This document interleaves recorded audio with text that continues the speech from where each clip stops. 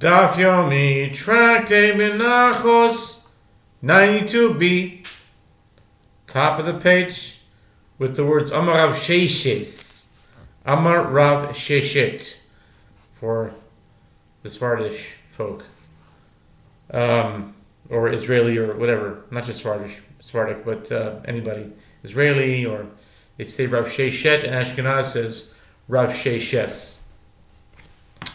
So I've spent a considerable amount of time in both worlds, so I kind of have a mixture of a medley of accents. And what I've recently been going with is the Israeli yeshivish, like the Litvish Israeli. You would hear this accent in the Panovich yeshiva or the Mir yeshiva, or basically any yeshivish Israeli environment, and it goes something like this: Omer Rav Sheshes. Vatiz berodach kamaiso mitaratzto. He ho Rabbi Shimon smicho bebail minon el toritochi. Like the Israeli yeshivish, I get something from that energy. So, but then I'll switch to the Israeli sometimes, just the regular Sephardic, like Amar Rav Sheshet vatiz berodach kamaita mitaratzto. It's different. It goes back and forth. But anyway, enough of that detour, and back to the Talmud. Omer Rav Sheshes vatiz berodach kamaisa mitaratztoi. Omer Rabbi Shimon smicha bebail minon. Rav Sheshes said, and how can you understand that this first bright is accurate in order to use it as the basis for a contradiction? But didn't Rabbi Shimon say that we require the placing hands be performed by the owners? Meaning, those who will achieve atonement through the offering. Atonement through the offering. The goat brought for idol worship is brought to atone for the Sanhedrin and the people, not for the high priest.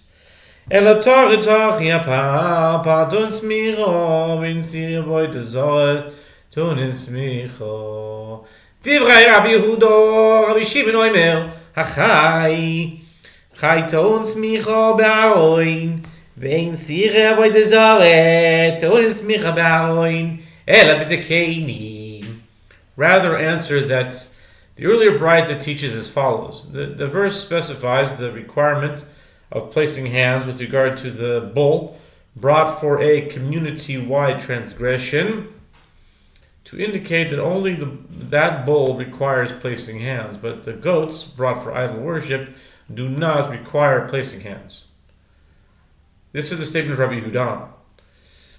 Rabbi Shimon says the verse specifies the requirement of placing hands with regard to the live goat, meaning the scapegoat, to indicate that only live goats require the placing hands be performed by Aaron, the high priest, but the goats brought for a community-wide perpetration of idol worship do not require that placing hands be performed by Aaron. Rather, they require that it be performed by the elders of the Sanhedrin. La la la la la la la la la la la la la la. Vital. We are going weiter. V'hochi ka'omar le Rav Shimon le Rav Yehuda, si yirei avodah zarah bo smicha, v'ish mielach deloi bo smicha ba'aroin, hu d'shmielach miuta me'achayhu. The Gemara adds, and this is what Rabbi Shimon was saying to Rabbi Yehuda. Goats brought for idol worship require placing hands. And if you heard the tradition that they do not require placing hands, it is only with regard to the fact that it is not to be performed by a haron, being the high priest, in other words, the high priest, that you heard that tradition, and the exclusion of the high priest for having to place hands is derived from the term the live goat. Rabbi Yehuda, Lamali Limatinu Mikro, Ja, Rabina, give me a smicha, is betzibu, gir, so bi'alamo.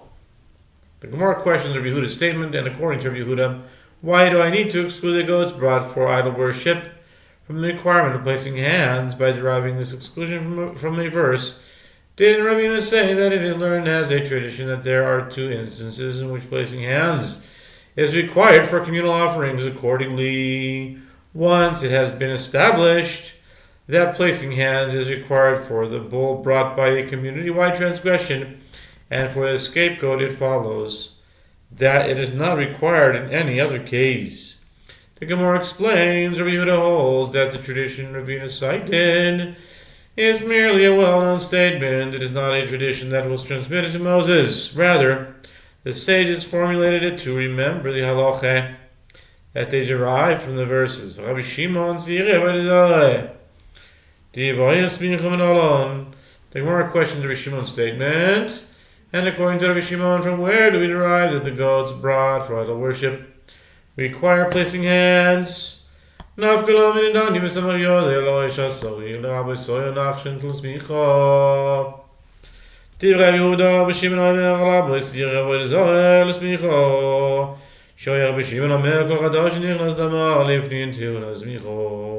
the Gemara answers that we derive it from that which is taught in a Braita. The verse states, when a king sins, he shall bring for his offering an unblemished male goat, and he shall place his hand upon the head of the goat. Leviticus 4:22-24. The verse could have stated upon its head. The reason it adds of the goat is to include the goat brought as a sin offering by Nachshon. See Numbers chapter 7 verses 12-17. In the requirement of placing hands on the head of an offering, this is the statement of Rabbi Yehuda. Rabbi Shimon says the term of the goat serves to include the goats brought as sin offerings for communal idol worship, in the requirement of placing hands on the head of an offering, as Rabbi Shimon would say, any sin offering whose blood enters inside the sanctuary requires placing hands. The Gemara questions the concluding statement of the Braita. Why do I need the Braita to state, as Rabbi Shimon would say? The statement would appear to explain that Rabbi Shimon's ruling is merely an expression of a principle that he held, while the Braita itself explains that Rabbi Shimon derived the matter from the repetition of the word goat. The Gemara explains the statement is not presenting the basis of this ruling, but is merely a mnemonic to aid in remembering it. The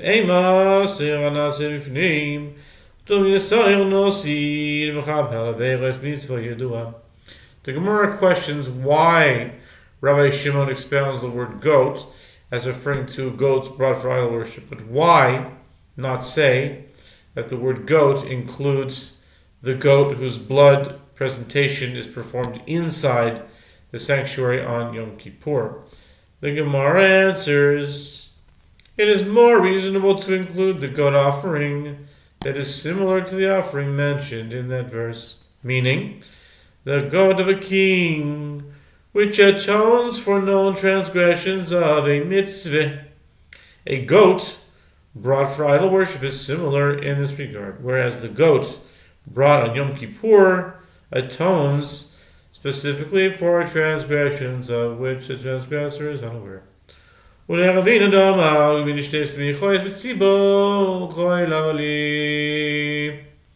Gemara questions why Rabbi Shimon needs a verse at all. And according to the opinion of Ravina, who said it is learned as a tradition that there are two instances in which placing hands is required for communal offerings, why do I need any verses? Meaning, why do I need the word goat to include goats brought for idol worship in the requirement of placing hands? Since he holds that the priests do not achieve atonement through the scapegoat, perforce, the goat brought to atone for idol worship must require placing hands, as otherwise there would not be two instances. The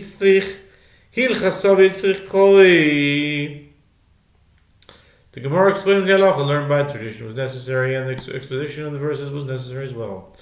The Gemara elaborates as if the halacha were to be derived only from the verse.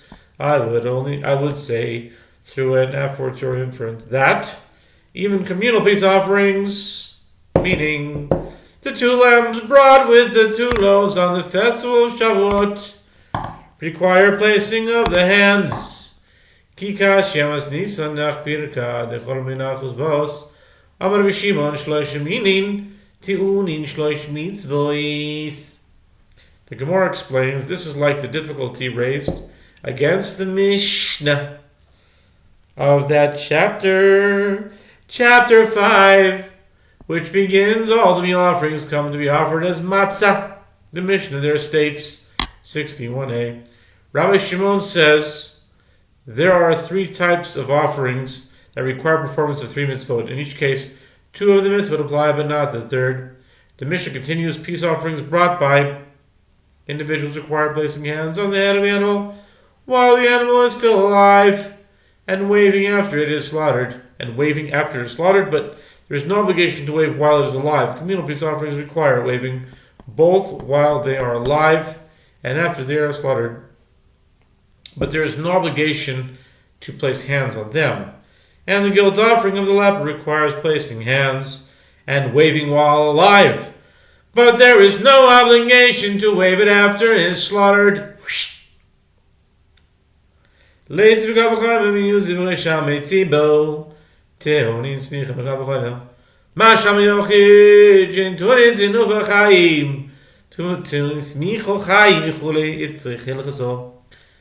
The Gemara there in 62b raises the following difficulty.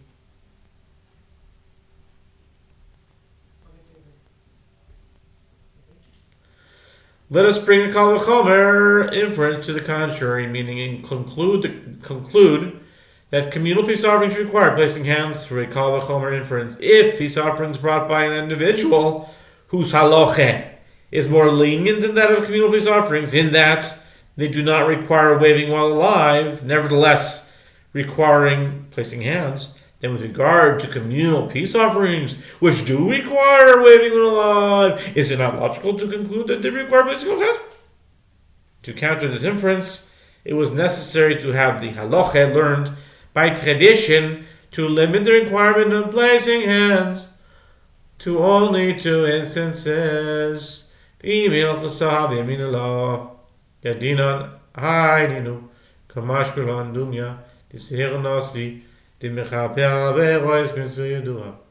conversely, if it were derived only from the halacha learned by tradition, without the exposition of the verse, I would say that we do not know exactly which offering other than the bull brought for a community-wide transgression requires placing hands. Therefore, the word goat teaches that the 2nd instance is a goat offering, similar to the offering mentioned in that verse, specifically the goat of a king, which atones for known transgressions of the mitzvah. In other words, a goat brought for idol worship.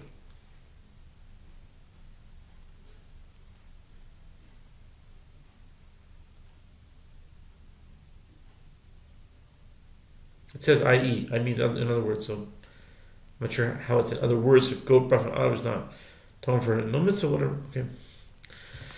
Kol korbanos yachitunin smicha chutz mibachal maaseh pesach u'maaseh pesach. The Mishnah teaches all offerings of an individual require placing hands except for the firstborn offering, the animal tithe offering, and the paschal offering.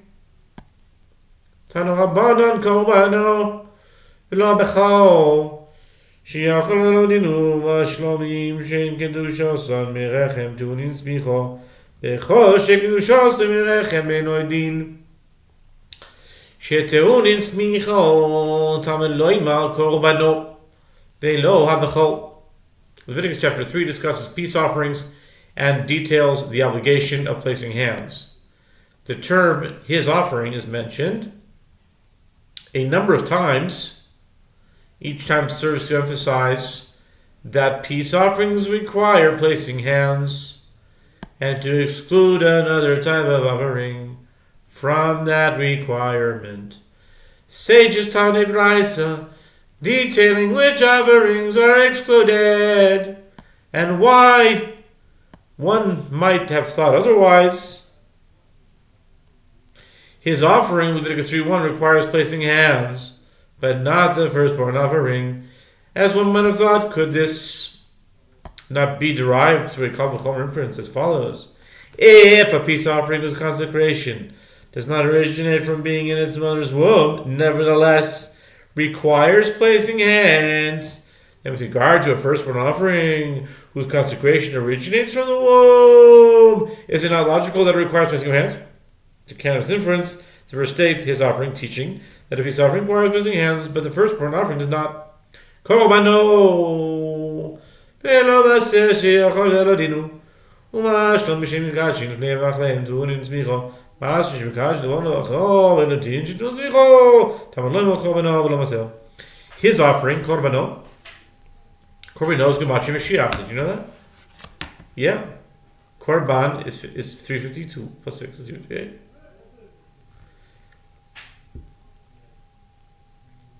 The 33rd word in Vayikra is Korbano, which is Mashiach. The 33rd word. That's a good code.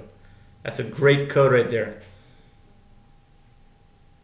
The 33rd word in Sefer Vayikra is Mashiach, which is his sacrifice.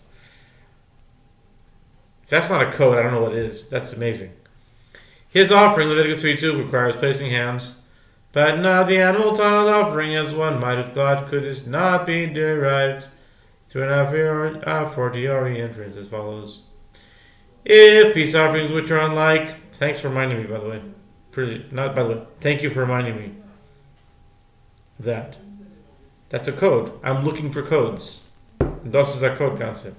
If peace offerings which are unlike the animal tithe, in that their designation does not consecrate the animals before and after them, this unique stringency of animal tithe does not apply to them. Nevertheless, require placing hands, then with regard to an animal tithe offering which can consecrate the animals before and after it, as in the case where the 9th or 11th animal to be counted was mistakenly designated as the 10th animal. Is it not logical that it requires placing hands? To count this inference, the verse states his offering, teaching that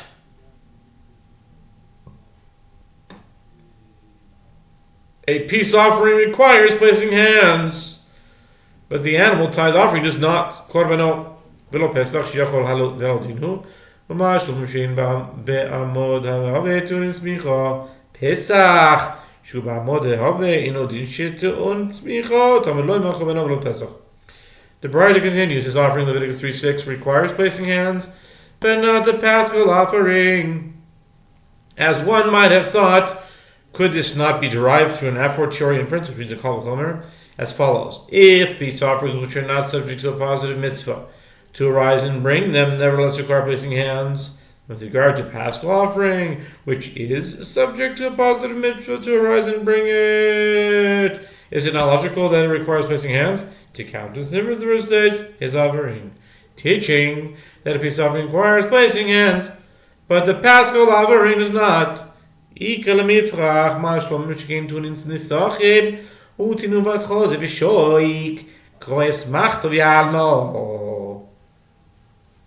The Gemara rejects the inferences of the Raita. Each of these kal v'chomer inferences can be refuted. What is notable about peace offerings? They are notable in that they require libations and the waving of the breast and thigh. Therefore, the halacha that applies to peace offerings cannot necessarily apply to the firstborn offering, animal tithe offering, or paschal offering, which do not share those requirements. So, you would never think to compare them. They're different. That's it.